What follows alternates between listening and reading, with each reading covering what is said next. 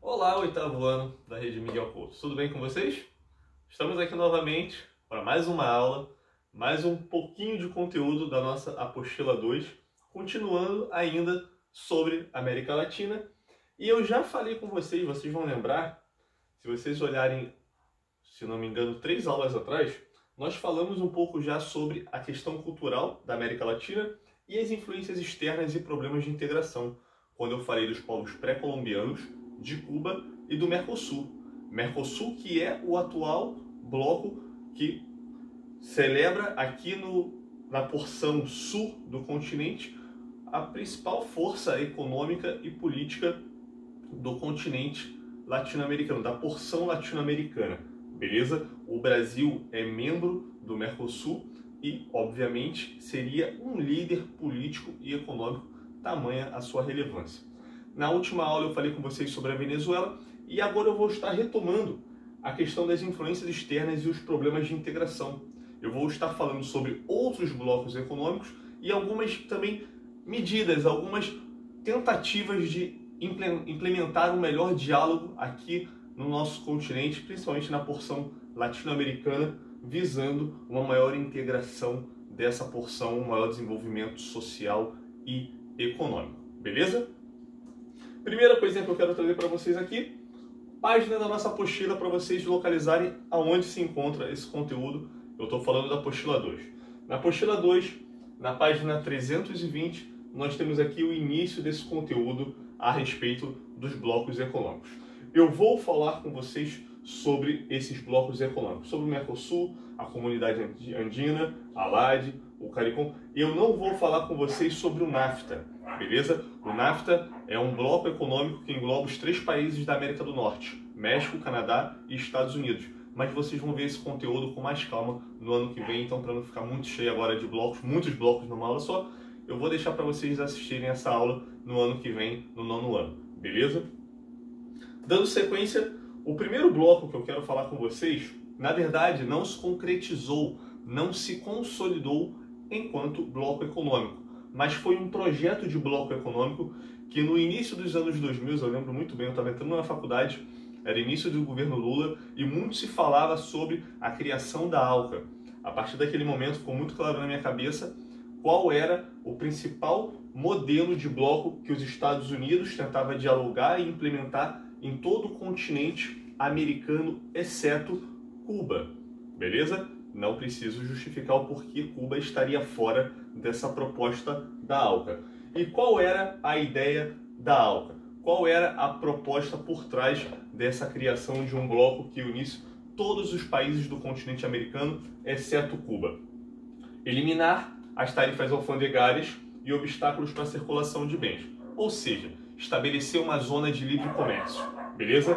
Não, vou destacar esse último aqui. Não garantir a livre circulação, não liberar a livre circulação de pessoas no interior do bloco, assim como ocorre na maior parte dos países que constituem a União Europeia, por exemplo, que é um bloco econômico com uma unidade muito grande, tranquilo?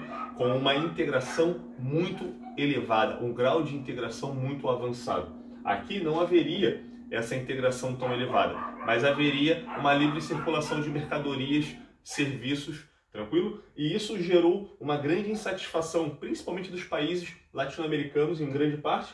Por quê? Por um receio de sofrer uma grande pressão da indústria americana, uma indústria mais avançada, uma indústria muito mais desenvolvida, com tecnologia de ponta, e, consequentemente, os países da América Latina tendo uma indústria muito mais defasada se comparado com a indústria americana, havia esse receio de que teríamos uma enxurrada de produtos americanos entrando nesses países e enfraquecendo ainda mais a indústria que já era fraca nesses países latino-americanos, inclusive o Brasil.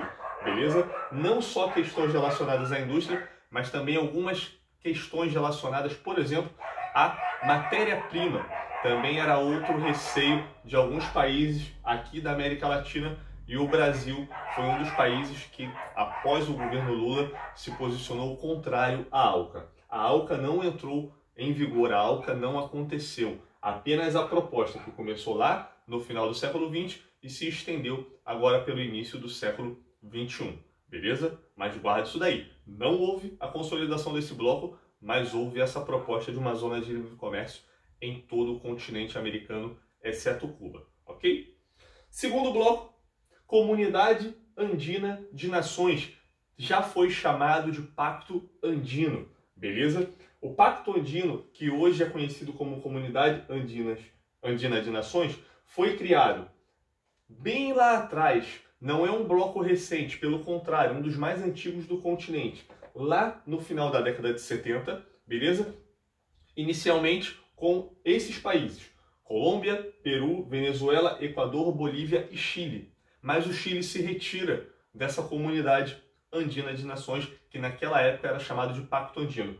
Por que, professor, o Chile se retirou? O Chile se retirou após o Augusto Pinochet ascender ao poder, tranquilo, impor uma ditadura no Chile e muito atrelado, muito apoiado, muito integrado à política externa americana.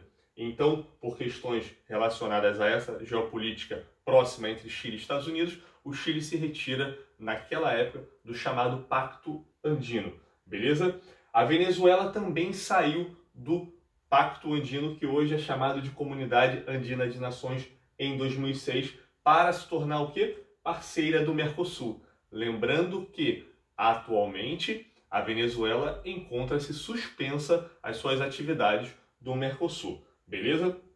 Hoje, qual é o objetivo da Comunidade Andina? Criar um mercado comum, que seria um dos níveis mais elevados de integração no bloco, com a liberdade de circulação de pessoas, mercadorias, serviços, capitais, tranquilo? Sendo que isso ainda não ocorre de forma tão fácil, porque nós temos aqui países com características socioeconômicas muito distintas, fora que você vai esvaziando o bloco, você vai perdendo o quê? A potência econômica, o montante econômico, a riqueza que é gerada nesse bloco e a sua relevância perante outros blocos do continente e fora do continente, beleza?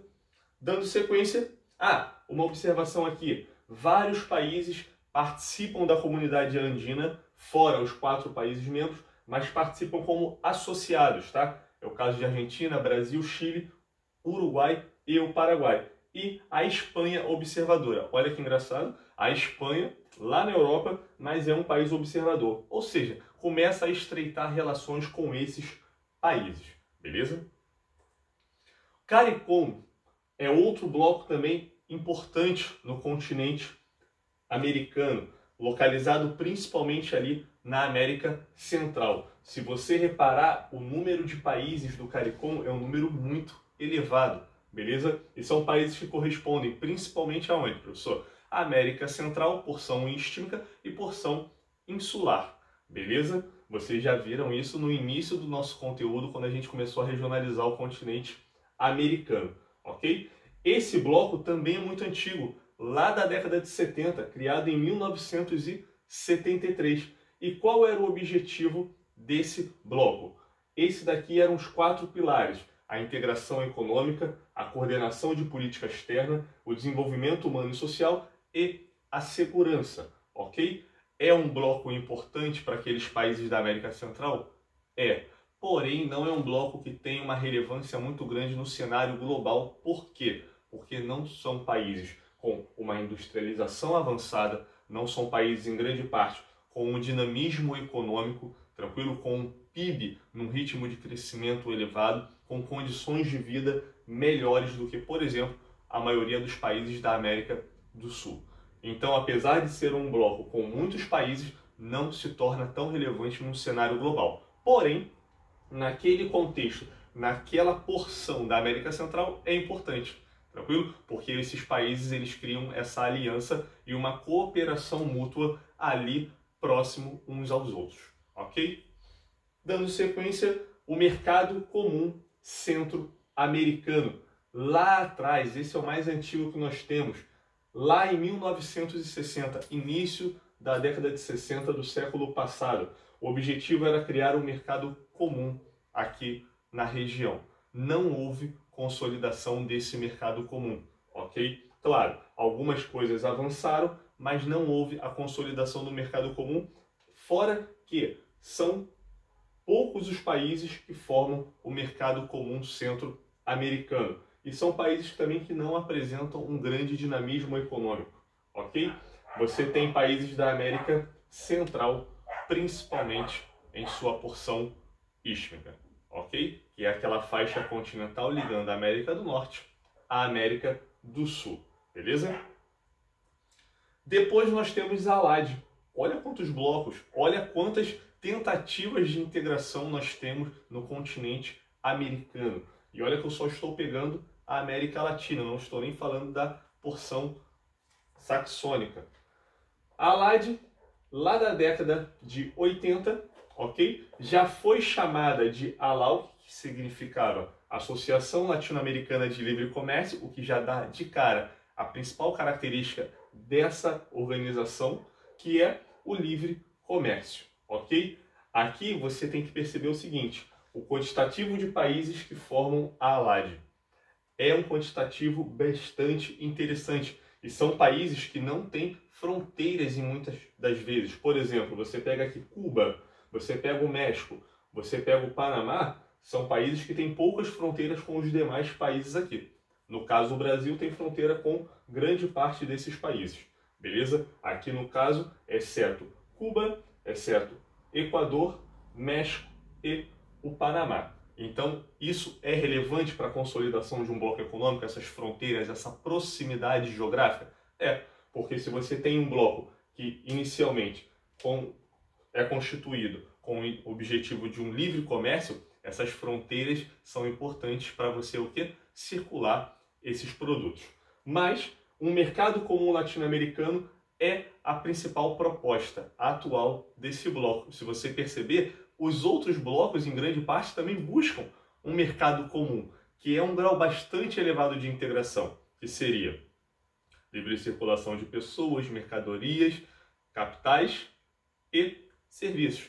Porém, você tem aqui diversas divergências, disparidades econômicas acentuadíssimas. Você tem hoje a Venezuela, por exemplo, sofrendo um embargo econômico gravíssimo. Você tem Cuba, um país socialista, que também sofre um embargo econômico dos Estados Unidos, apesar de uma leve flexibilização nos últimos anos, tranquilo? Então não é tão fácil essa integração, você promover essa integração dentro do bloco, ok? Nem mesmo no Mercosul há um diálogo tão uniforme, principalmente nos últimos anos, beleza?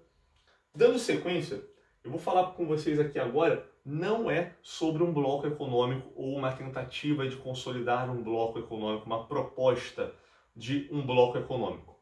A Unasul era uma organização que buscava o quê? Diálogo dentro do continente sul-americano, da porção sul-americana, ok? A Unasul é criada no início do século, agora em 2008, nós tínhamos aqui no Brasil o governo Lula, ok?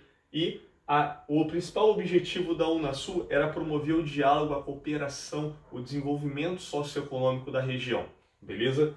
Você tem que lembrar que nesse contexto aqui do início dos anos 2000, nós tínhamos muitos presidentes aqui na América do Sul com cunho, com características mais próximas aos princípios socialistas. Eu não estou falando que nós tínhamos países socialistas, eu estou dizendo que nós tínhamos governos, vamos dizer assim, de esquerda. Beleza? E olha o principal objetivo da criação da Unasul. Determinação de construir uma identidade e cidadania sul-americanas e desenvolver um espaço regional integrado no âmbito político, econômico, social, cultural, ambiental, energético e de infraestrutura. A partir de quê, professor? A partir de diálogo, a partir de cooperação mútua entre os países. Qual era a grande relevância da Unasul no início da sua criação, logo nos primeiros anos? É que ela conseguiu logo de cara reunir todos os países sul-americanos. Consequentemente, esse diálogo, todos os países participando, fazia com que as coisas no continente sul-americano tivessem uma maior afinidade, uma relação mais próxima, uma relação mais tranquila entre os países e, consequentemente, para você desenvolver essas áreas aqui na porção sul-americana, o diálogo era fundamental, beleza? Porém, você tem um enfraquecimento da Unasul nos últimos anos Tranquilo? Eu vou mostrar no final, no último slide, os países que saíram da Unasul recentemente e como é que foi criado num contexto de muitos países atrelados à esquerda, e hoje a gente passa por uma onda na América do Sul de presidentes mais aliados, mais inclinados às ideologias da direita e da extrema-direita. Então nós temos o quê? Um esvaziamento da Unasul, um enfraquecimento e, consequentemente, nos próximos anos, a extinção. Mas o porquê que eu falei da Unasul? Porque agora eu vou trazer para vocês qual é a nova proposta de diálogo que se estabelece, de integração que se estabelece aqui na porção sul-americana, que é o PROSUL, Foro para o Progresso e Integração da América do Sul, que foi idealizado no ano passado por diversos embaixadores de alguns dos principais países aqui da América do Sul. Esses embaixadores se encontravam primeiro aqui no Chile, depois se consolidaram lá nos Estados Unidos no ano passado, que eram embaixadores da Argentina, Brasil, Chile, Colômbia, Equador, Peru e Paraguai, e assinaram um termo.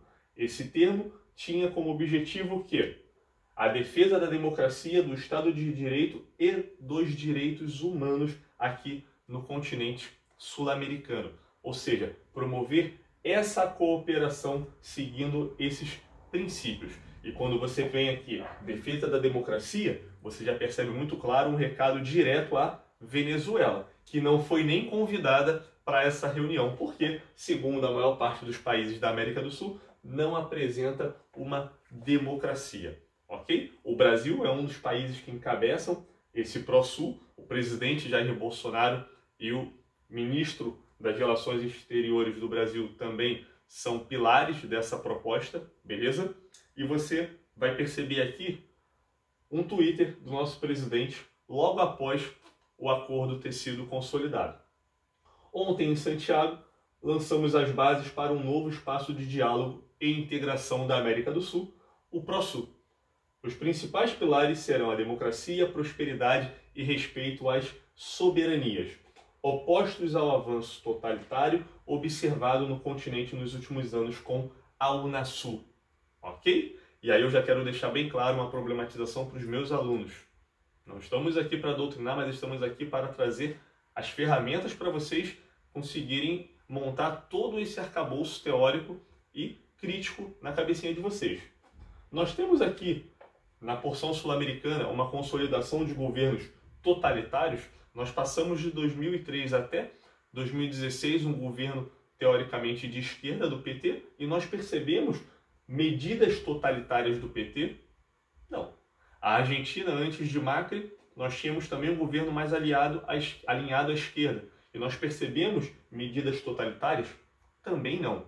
Ok? A Venezuela, professor, você tem uma questão totalitária, uma questão de rompimento da democracia? Sim. Ok? Mas nós não podemos contextualizar englobar toda a América do Sul em regimes totalitários. Pelo contrário.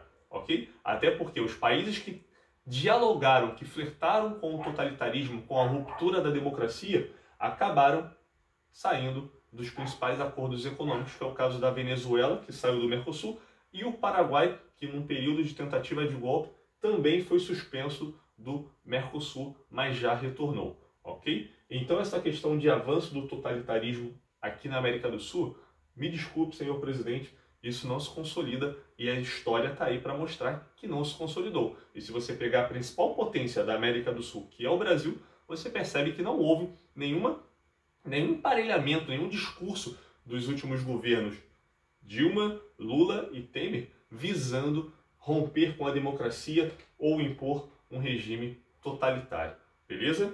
E aí eu estou trazendo para vocês aqui que é uma denúncia do Tratado Constitutivo da União de Nações Sul-Americanas, que é onde diversos presidentes aqui da América do Sul se afastam, rompem as suas relações com a Unasul. Esses presidentes são os governos do Brasil, Argentina, Chile, Colômbia, Paraguai e Peru, que decidem de forma conjunta suspender a sua participação da Unasul em função da prolongada crise do organismo, quadro que desde então não se alterou, ok? Você percebe que essa nota é de 2019, Porém, em abril de 2018, até mesmo antes do governo Bolsonaro, o Brasil já vinha se afastando da Unasul, ok? Então você tem aqui alguns blocos econômicos e, por fim, nós temos uma organização que busca o diálogo e a cooperação mútua aqui no nosso continente, na nossa porção sul-americana hoje, que é o ProSul. Por que o ProSul hoje ainda não chegou no grau de integração e de diálogo da Unasul?